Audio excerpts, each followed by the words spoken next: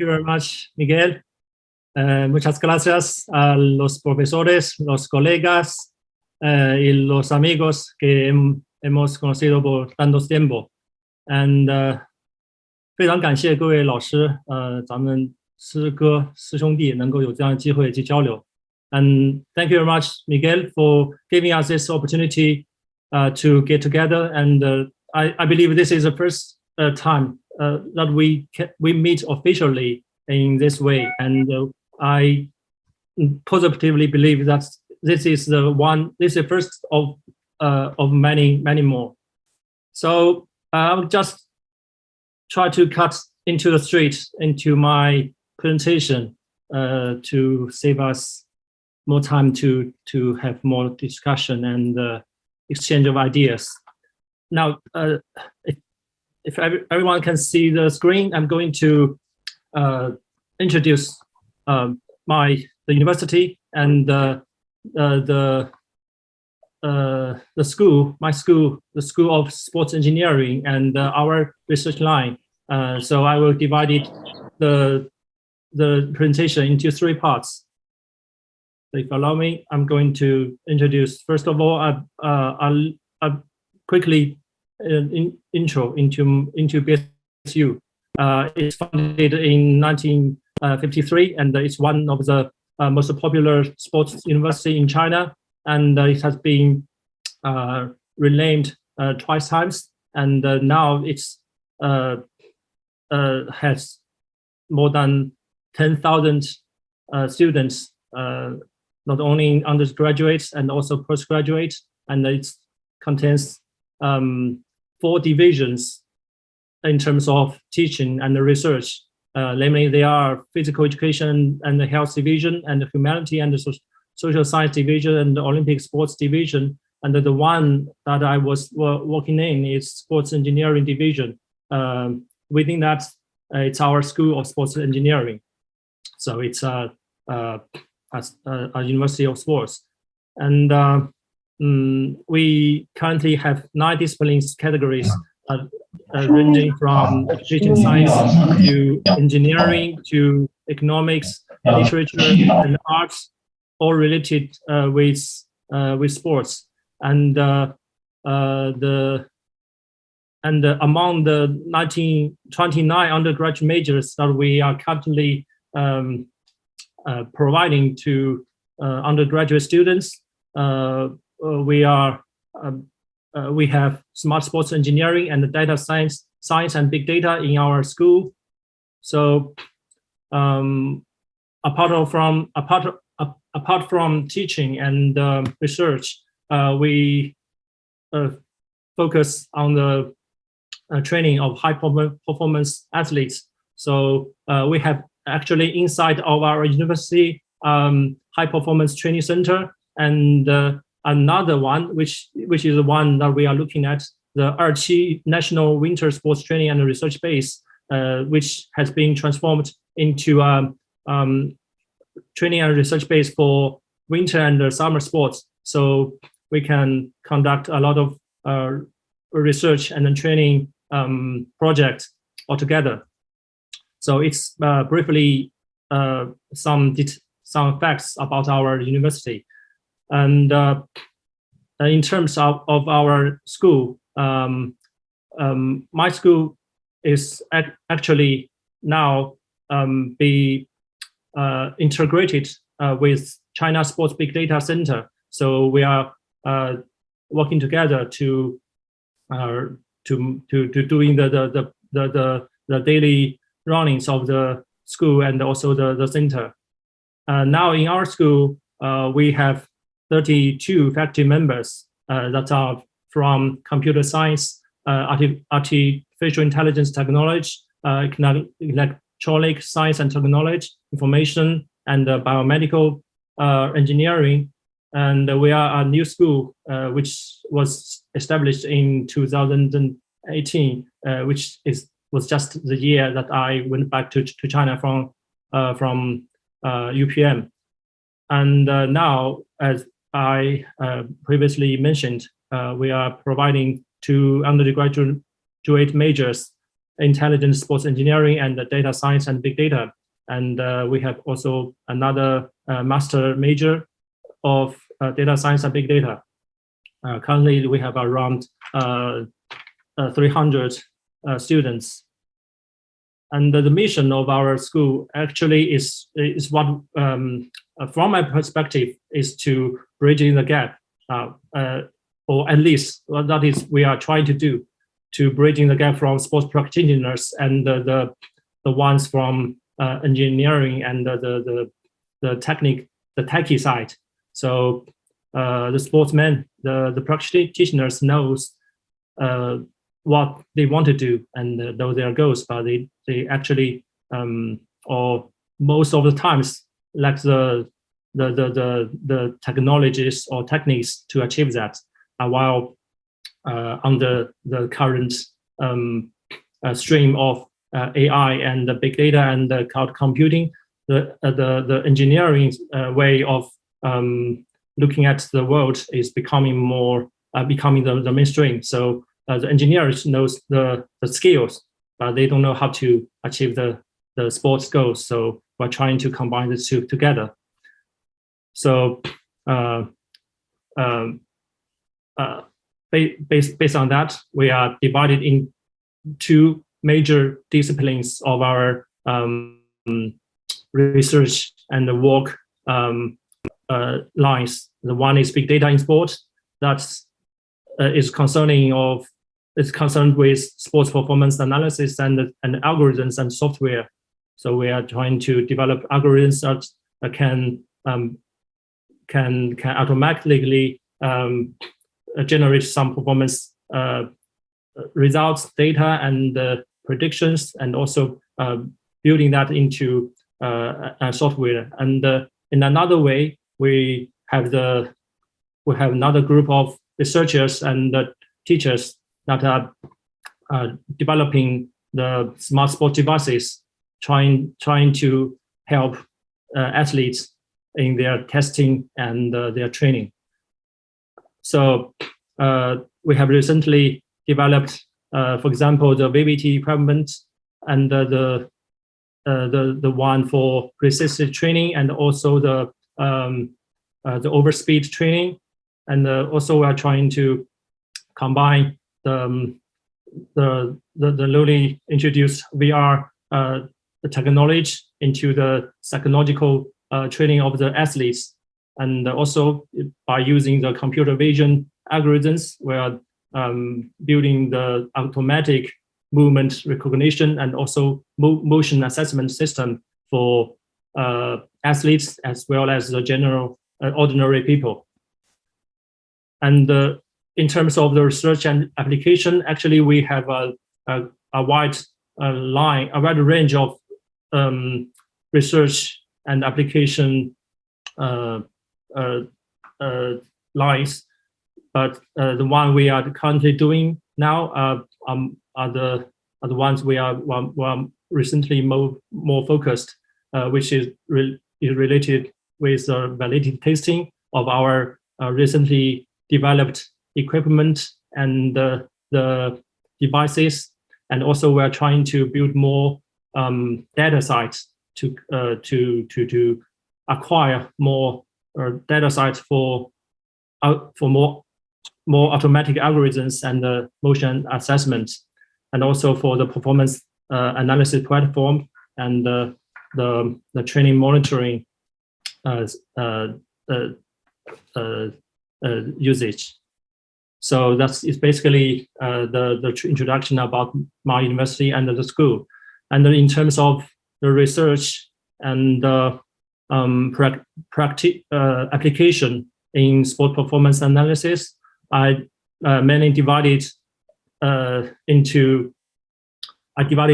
into three perspectives. One is the research about the coach, the research about the player, and the research about the referee. In terms of about the coach, we are currently trying to to combine the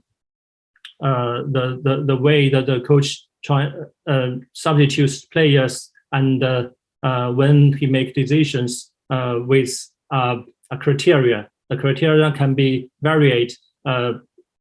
Maybe the points they won, the goal they made, or the moment, the positive or negative moments the team has generated after each substitution. So that is one related in with football. And in terms of basketball, we're trying to look for the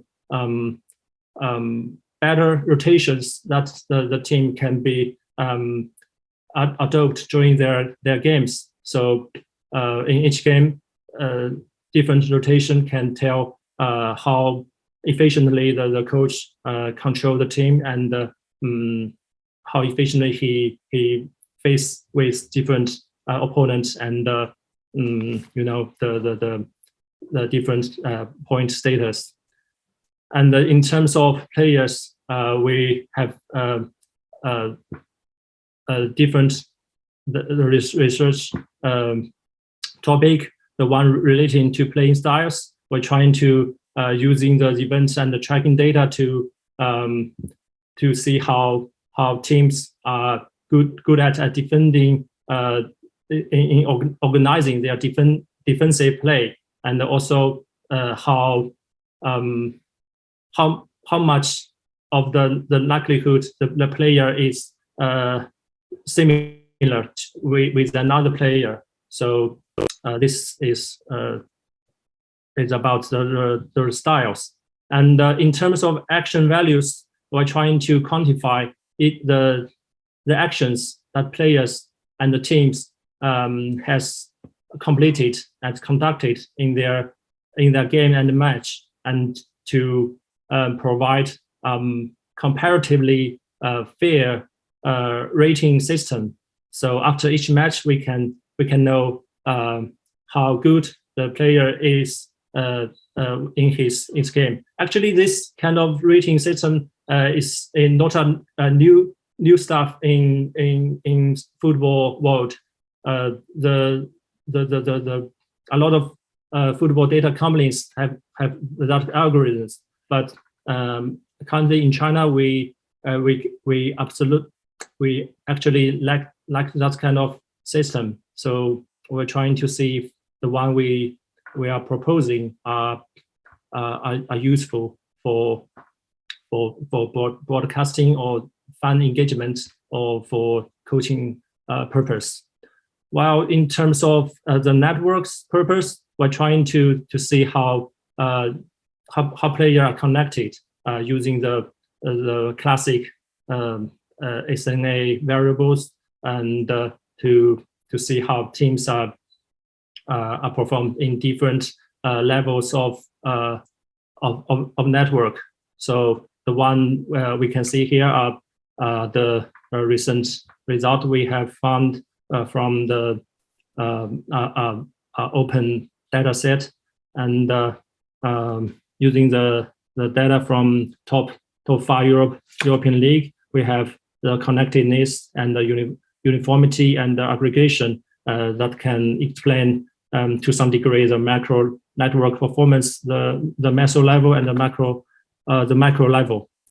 Well, concerning the pitch network, the one maybe our Spanish colleague knows better than me, and we are trying to see how team can perform differently under different scale of pitch divisions, and how that pitch division can be related with their zone importance. So we have extracted different variables to rate the zone importance, and to find their correlations with each pitch's SNA variables. And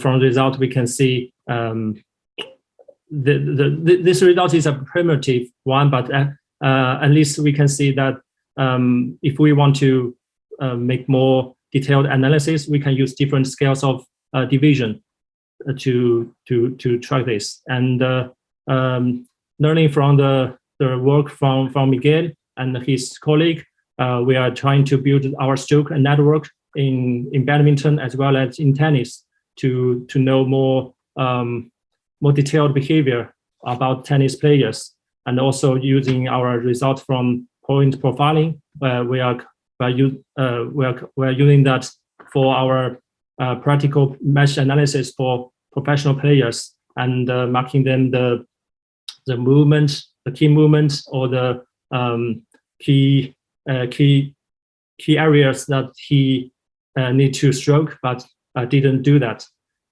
So that's basically about the practical. And for fan engagement and the broadcasting, we are now currently working with the media to provide the data analysis service concerning the one that we have already mentioned, relating to player rating, style, movements, and match result prediction. And finally, using the spatial temporal analysis, we are building trying to build our line of understanding into the sport of basketball, to know how player and team are synchronized and performed in different set play, and to know what this kind of set play can better help their practice. And also in football, we are also building using this this line of research to find the different styles of teams. Most of them are Chinese Super League teams, and to see how they can play differently, match to match.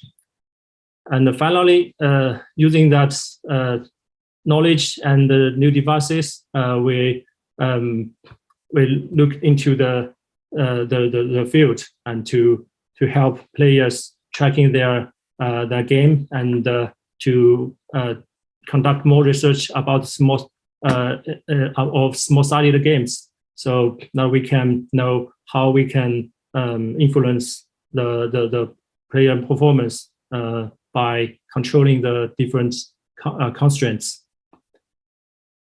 And in terms of referees, this is the one that we are recently proposing, and we think will provide a better explanation to help referees reflect their games. So we're trying to look at it from a physical perspective, decision-making perspective, and their spatial temporal relation with different match events. And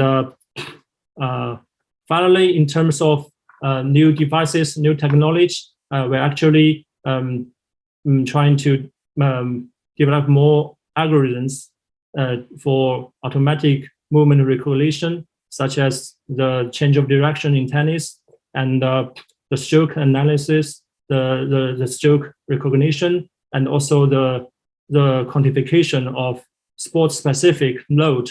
We know that using the wearable devices, we can acquire a lot of load-related data, but in tennis and other racket sports, we are using the upper body to generate more forces, or doing more determined movements. So we're trying to using the inertial measurement units to see if this type of load can be quantified.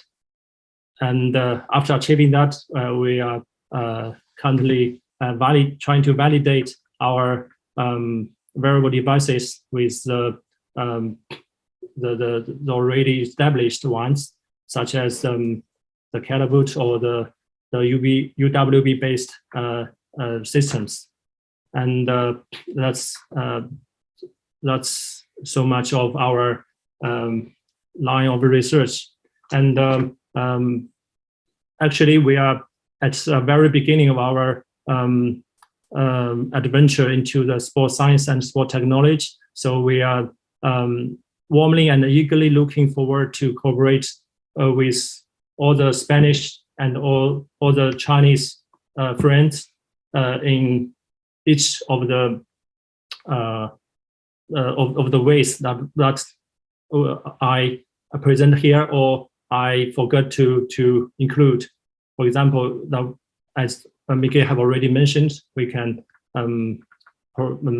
jointly organize more seminars or conferences, and maybe we can have the opportunity to invite more friends from Spain to give us the course speeches and jointly apply for the research and development project. So I think the opportunity, as Miguel already mentioned, is limitless, and we eagerly welcome all the ideas and comments and suggestions from our professors and dear friends. So that's basically all of my presentation, and I thank you very much again for your patience and listening to my talk.